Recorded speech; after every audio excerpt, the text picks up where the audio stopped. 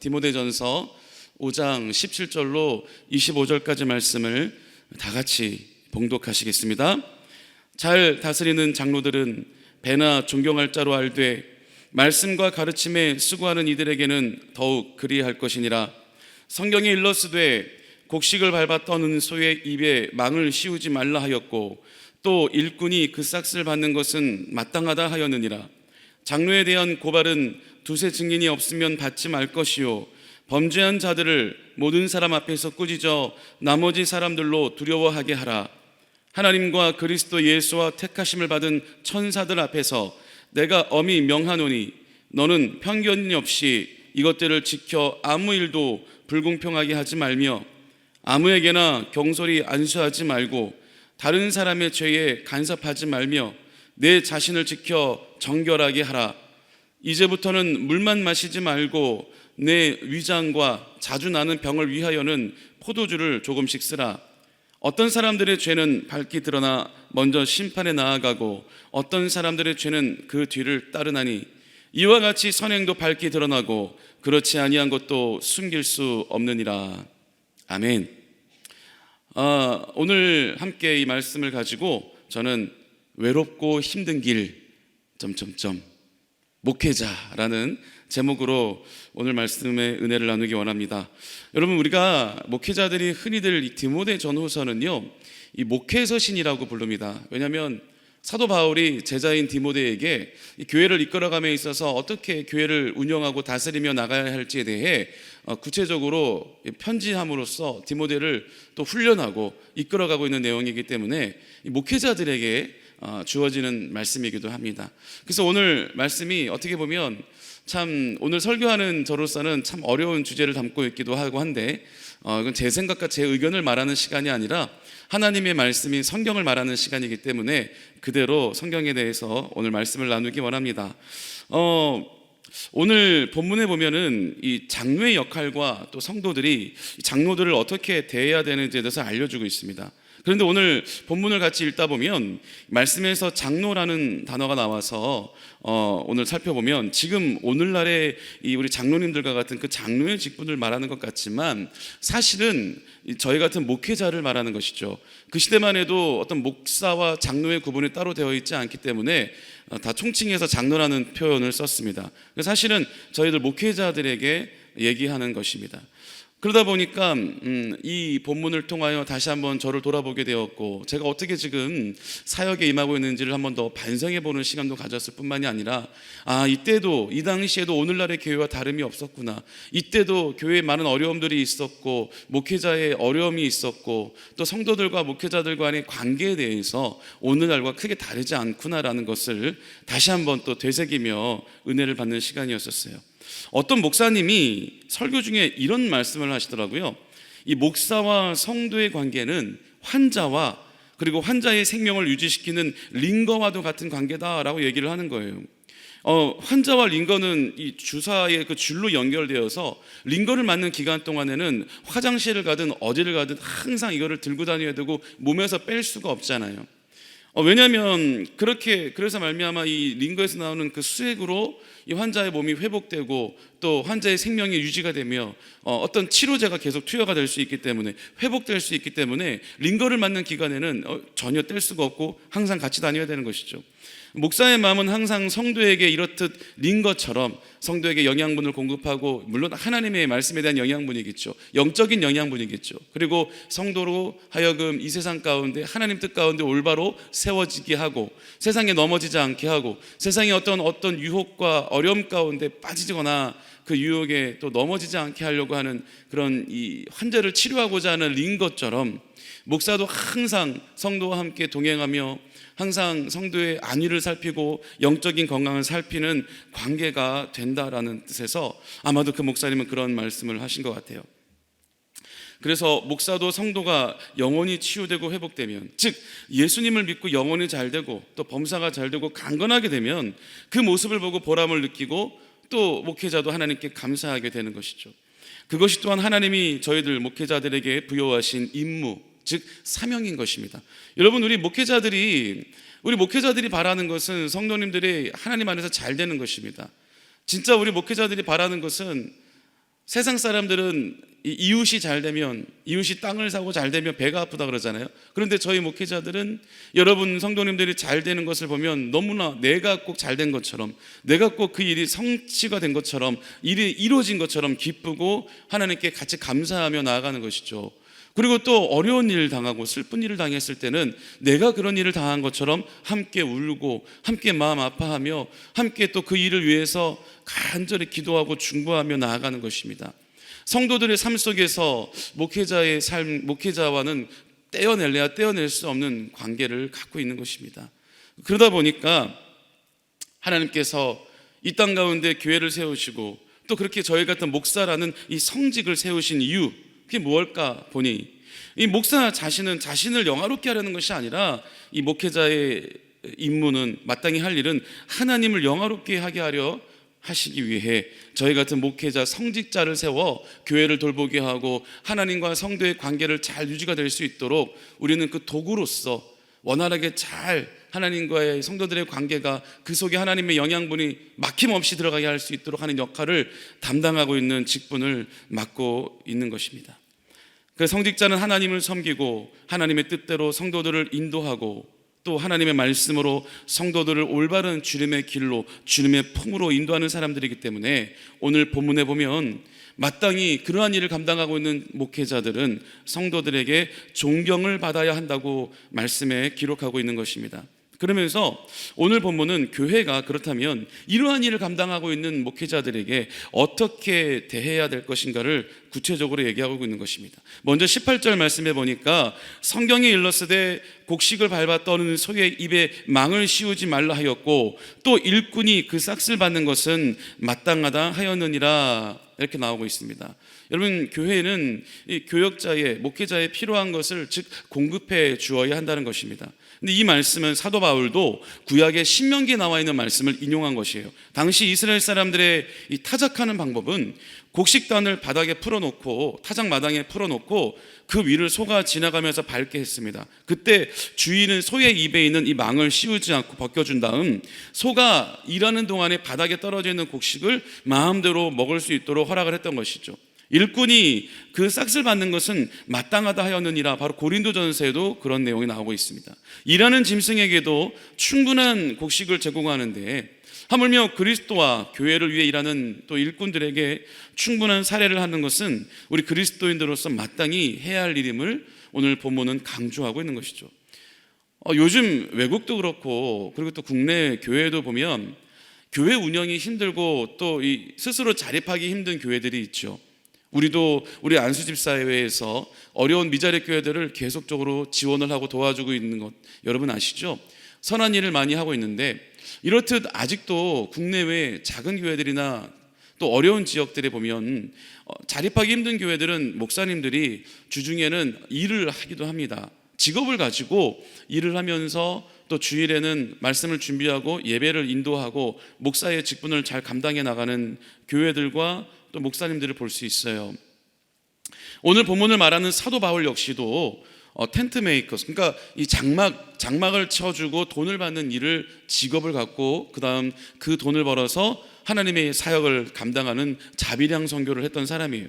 그런데 사도 바울이 본인은 자비량으로 사역한다고 해서 모든 사역자들도 나같이 똑같이 자비량으로 사역해라 라고 권면하고 있지 않습니다. 오늘 본문을 쓴 사도 바울 역시도 본인은 자비량으로 선교를 하고 있지만 사실 목회자는 되도록 세상의 일을 하면 안 되고 오직 목회에만 전념하고 온전히 하나님의 종으로서 목회 사역에 전념하는 것이 옳다라고 얘기하며 목회자에게 교회는 마땅히 그의 충분한 어떤 필요한 것을 공급해 주어야 한다라고 먼저 첫 번째에 사도 바울은 얘기하고 있는 것입니다.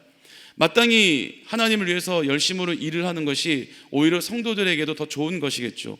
여기서 조심해야 될 것은 저는 어려운 어떤 상황을 가지고 어떤 일로 인하여 사정으로 인하여 직업을 갖고 목회를 할 수밖에 없는 목회자들을 저는 절대 비하하는 것이 아닙니다.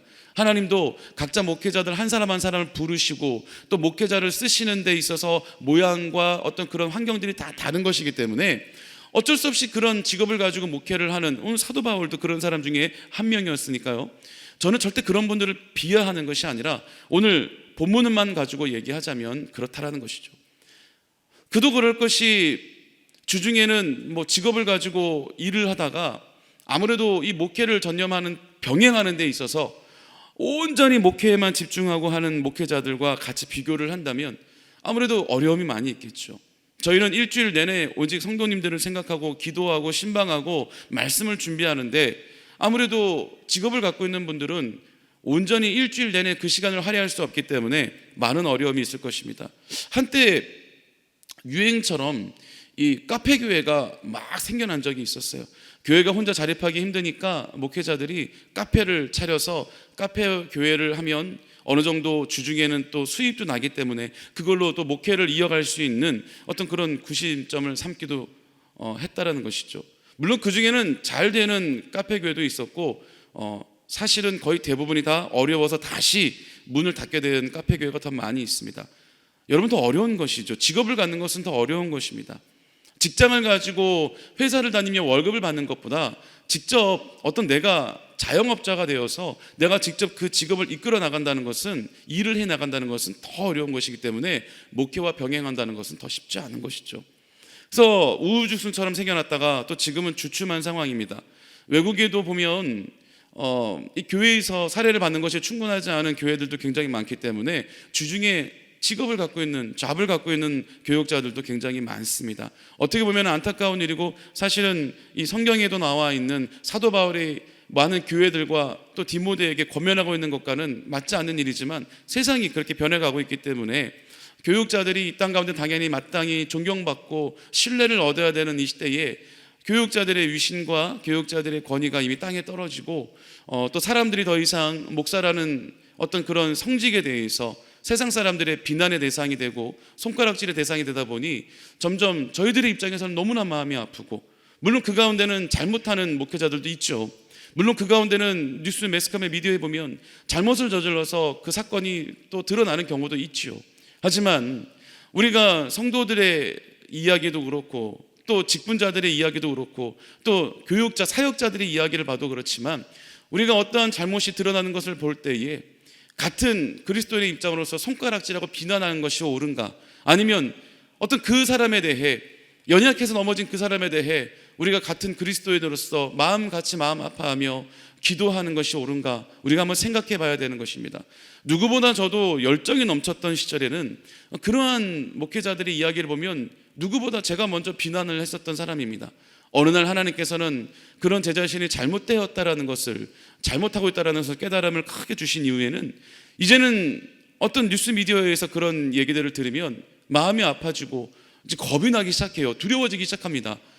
지금 저분은 저것 때문에 넘어졌지만 나도 완벽하지 않은데, 나도 어느 부분에 있어서는 연약함이 분명히 있는데 하나님께서는 그 연약함 때문에 제가 넘어지지 않도록 저를 붙잡아 달라고, 저를 온전히 십자가에 완전히 사도 바울처럼 저를 내려놓고 예수 그리스도만 나타내는 주님의 도구로서만 온전히 쓰임받게 달라고 또 기도하게 된 그런 계기를 삼게 된 적도 있습니다. 여러분, 우리가 더욱더 이 땅 가운데 교회의 목회자들을 위해서 여러분이 기도해 주셔야 되는 거예요. 그러므로 말미암아 교회는 올바로 세워지고 성도와 또 목회자의 관계가 올바로 하나님 안에서 풍성한 열매를 맺는 좋은 관계로 발전할 줄 믿습니다. 하나님은 목사를 세워서 교회를 맡기시고 또 목사를 통해 하나님의 뜻을 펼쳐나가시는 데 있어 성도들이 목사의 권위를 무시하고 또 하나님의 대언의 메시지를 듣지 않는다면요, 그 교회는 온전히 교회를 향한 하나님의 뜻과 또 하나님께서는 성도들에게 주시고자 하는 그 은혜와 축복이 있을진데 그게 원활하게 공급되지 못할 수밖에 없는 거죠. 하나님은 질서의 하나님이시거든요. 어떤 교회들은 목회자가 올바로 세워 있지 않으면 다른 성도들이나 직분자들을 통해 하나님이 일하시기도 하겠지만, 웬만한 정상적인 교회라고 한다면 그 교회를 위해서 맡겨진 담임 목사님과 교육자들을 위해 하나님은 일하시고 역사하시는 거고, 성도들에게 하나님의 은혜가 갈 수 있도록 하나님께서는 일하시는 것입니다. 분명히 세워주신 목회자들이 있는데 그 목회자들을 뛰어넘고 무시해서 성도님들에게 직접적인 직통 계시를 준다라고 하는 것은 굉장히 위험한 생각인 것이죠. 하나님은 질서의 하나님이기 때문에 그렇습니다. 그래서 온전히 저희들을, 성직자들을 세우시고 기름 부으시고 안수함으로 말미암아 하나님의 일을, 하나님의 사역을 감당케 하는 일들을 맡기셨고 또 성도님들은 그런 저희들을 온전히 신뢰해 주시고 또 저희들을 믿고 따라 주셔야 교회가 질서가 잡히고 온전히 세워질 수 있는 것이죠. 목회자들은 인간의 생각과 사람의 유익과 또 자기의 이익만을 위해서 교회를 운영하거나 성도님들을 바라보지 않습니다. 여러분, 우리 여의도 순복음 분당교회는 그런 목회자가 한 사람도 없습니다. 오직 하나님의 뜻을 가지고 하나님의 뜻 가운데 올바로 세워지고 성도님들을 위해 열심으로 기도하고 성도님들을 위해 함께 울고 함께 웃는 그런 목회자들만 있습니다. 얼마나 좋은 교회 다니고 계십니까, 성도님? 그래서 더욱더 우리가 이 함께 연합하고 함께 기도하며 세워져 나갈 때 정말 하나님께서 원하시고 하나님께 칭찬받는 교회로 나아갈 줄 믿습니다.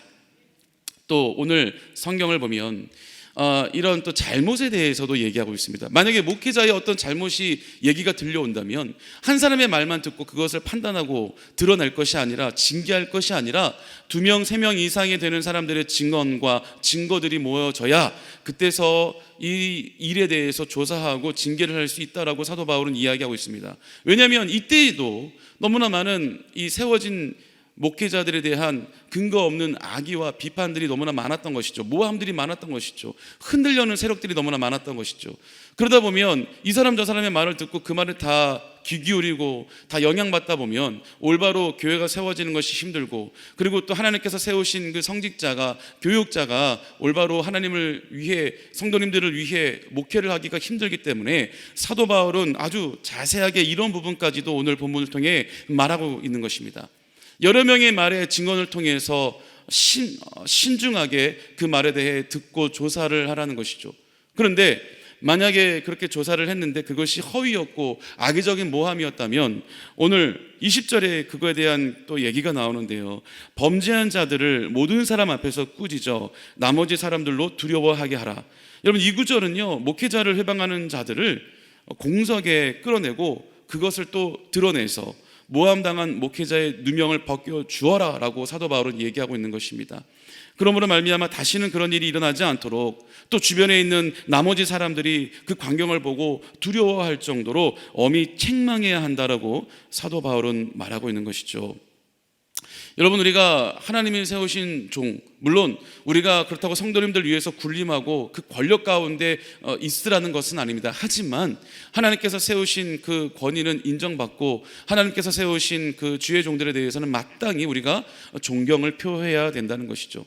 나이를 떠나서 어떤 목사님은 제가 어떤 교회에 잠깐 사역할 때인데 참 이 감동을 받았던 게 뭐냐면 장로님들과 또 목사님들과 전도사님들과의 관계가 너무나, 성도님들까지도 너무나 잘 단합되는 교회가 있었어요. 그래서 왜 그런가, 어떤 모습이 이렇게 좋은가 봤더니 먼저는 이 어르신들, 우리 장로님들이나 우리 권사님들이 아주 어린, 아직도 신학교를 다니고 있는 전도사님들한테까지도 굉장히 주의종으로서 존중을 해주고 신뢰해주고 이렇게 잘 해주시더라고요. 그러니까 그 아주 어린, 우리 아직 졸업하지 않은 신학생 전도사님들도 더욱더 그 책임감을 가지고 더 열심히 사역에 임하게 되고 그 모습이 너무나 좋은 열매로 가는 것을 볼 수가 있었습니다. 어떤 교회에 큰 행사가 있으면 직분자들이 먼저 앞다투어 나가 평신도님, 성도님들을 더 섬겨주시고 봉사해주시고 하는 모습들도 볼 수 있었습니다. 그러니까 그런 모습을 통해서 더 교회가 예수님의 사랑으로 하나 되고 또 교육자들과 또 직분자들과의 관계가 사랑으로 하나 되어가는 모습을 저는 보고 감동을 받았던 적이 있습니다. 여러분, 우리 교회도 그런 교회인 줄 믿습니다. 너무나 좋죠. 저는 벌써 제가 분당에 온 지가 횟수로는 이제 5년 차가 들어갑니다. 그런데도 저는 이 교회가 매일마다 새롭고 매년마다 또 은혜와 감동이 있고 또 성도님들을 뵈면 너무나도 오히려 제가 은혜를 받는 경우가 너무나 많아요. 성도님들, 권사님들 보면 또 우리 장로님들 또 우리 직분자들 보면 제가 오히려 더 배우는 것이 많고, 그래서 하나님이 얼마나 우리 교회를 사랑하시는지를 또 한 번 깨닫게 됩니다. 여러분, 우리 담임 목사님도 말씀하시지만 지금 이때에 이렇게 발전이 있는 교회가 흔치 않아요. 지금 이때에 새로운 성도님들이 오시고 더욱더 영적인, 질적인 부흥이 일어나고 있는 그런 교회는 흔치 않습니다. 하나님이 우리 교회를 사랑하셔서 이 땅 가운데 이 지역을 살리시는 도구로 삼아주셨고 또 저희들 한 사람 한 사람을 택정하여 우리 분당교회에 모이게 하여 주셔서 한 구성원이 되게 하여 주셔서 하나님의 놀라운 일들을 감당해 나가고 하나님의 계획들을 이뤄나감에 우리가 쓰임받고 있음이 너무나 감사하다고 오늘 말씀을 준비하면서 저는 또 한 번 느꼈습니다. 여러분, 목회자들을 위해서 우리 사랑하는 성도님들이 기도를 많이 해주셔야 합니다. 목회자가 올바로 세워져 있어야 되잖아요. 그리고 우리 담임 목사님과 우리 교육자들이 올바로 또 하나님 말씀을 올바로 받아들이고 성도님들을 잘 인도하고 말씀으로 여러분들에게 알려드리고 할 때 우리 교회는 정말 하나님의 온전한 영양분이 충분히 공급되는, 그 영양분이 공급되는 것이 우리에게 공급되는 것이 아니라 우리를 통해, 도구된 우리를 통해, 통로인 우리를 통해 여러분들에게 전달될 수 있는 것입니다. 그럴 때 우리 교회가 잘 되고 목회자가 올바로 세워지는 것이 곧 여러분들이 잘 되는 것이라는 것이죠. 아이고 우리가 암만 기도하고 암만 섬겨봤자 주의 종들만 잘 먹고 잘 사는 거 아닌가? 여러분, 그렇지 않죠. 목회자의 길, 제가 오늘 제목 외롭고 힘든 길, 그 길은 바로 목회자인 것입니다. 세상 사람들은 그래도 자기 유익을 위해서, 자기가 계획하는 어떤 자기의 만족을 위해서 살아가는 것도 가능하잖아요. 크리스찬들이라고 할지라도 내가 어떤 재산을 불려나가고 그 재산을 올바로 쓰면 되는 것이니까요. 여러 가지 계획을 하고 삶을 살아갈 수 있지만 목회자들은 그런 삶을 살 수가 없잖아요. 목회자들이 여러 가지 다양한 곳에 투자를 한다든지 어떤 물질을 더 재산을 증식하기 위해서 어떤 노력을 한다든지 올바른 모습이 아니고 또 마땅히 그렇게 살아가면 안 되고 우리는 온전히 말씀과 온전히 기도로 붙잡히고 우리가 먼저 살면 전도요 죽으면 천국이다라는 정신을 가지고 살아가는 사람들이기 때문에 더 외롭고 힘든 길이 바로 목회자의 길인 것입니다. 그러니까 어떤 목사님이 또 그러셨대요. 어떤 목회자가 목회를 한참 하다가 너무나 외롭고 힘들다, 이 길은 너무 고난한 길이, 고된 길이다 라고 고백했더니 어르신 이 선배 목사님께서 이제서야 네가 목사가 됐구나 라는 말씀을 하셨대요. 목회자의 길은 외롭고 험하고 힘든 길인 것이죠. 누구보다 예수 그리스도에게 나가기 위해서는 우리는 좁은 길을 가고 있잖아요. 그 좁은 길은 협착하고 가시밭길이고 돌뿌리가 너무나 많아서 가다 보면 걸려 넘어지고 옷이 찢기고 피투성이가 됩니다. 상처가 납니다. 저 넓은 길이 있는데도 우리는 그 길로 가지 아니하고 좁은 길, 험한 길을 찾아가죠. 왜 그러냐면 그 좁은 길 끝에 예수 그리스도가 있기 때문에 그렇습니다. 세상 사람들이 다 가는 저 편하고 넓은 길에는 지옥이 있기 때문에 그렇죠. 우리 목회자들이 그것을 먼저 알고 우리가 먼저 그 길을 가고 있는 것이잖아요. 그러면서 우리 성도님들을 우리는 마땅히 이끌고 예수님께로 우리가 인도해야 되기 때문에 우리가 먼저 우리를 따르십시오. 그리고 우리가 먼저 그 길을 가고 있기 때문에, 아직 개척되어지지 않은 그 길을 우리가 먼저 개척하며 가고 있기 때문에 우리가 그 길을 감으로 먼저 우리가 넘어지고 먼저 우리가 찢기지고 먼저 피 흘림으로 말미암아 성도님들을 그래도 덜 피 흘리고 덜 아파하는 그 길로 인도하기 위해 우리가 먼저 앞장서 나가는 것입니다. 우리가 먼저 목회자에 대한 입장에서 성도님이 먼저 저길 한번 가보세요. 저기는 좁은 길인데 얼마나 아픈지 우리가 한번 볼게요. 먼저 떠밀지 않죠. 우리가 먼저 그 길을 앞장서 나갑니다. 그것이 바로 목회자들이고 그것이 바로 그래서 외롭고 힘든 길이라고 하는 것이죠. 근데 여러분들이 그런 저희들 위해서 또 중보해 주시고 격려해 주시고 힘을 주실 때 우리는 힘들지만 우리를 믿고 따라주시는 성도님들을 생각하면서 더 힘을 내서 더 한번 다시 이를 악물고 앞으로 나아가는 것이죠. 왜? 여러분들을 하나님께로 올바로 연결이 되게 하고 인도하기 위해 나아가는 것입니다.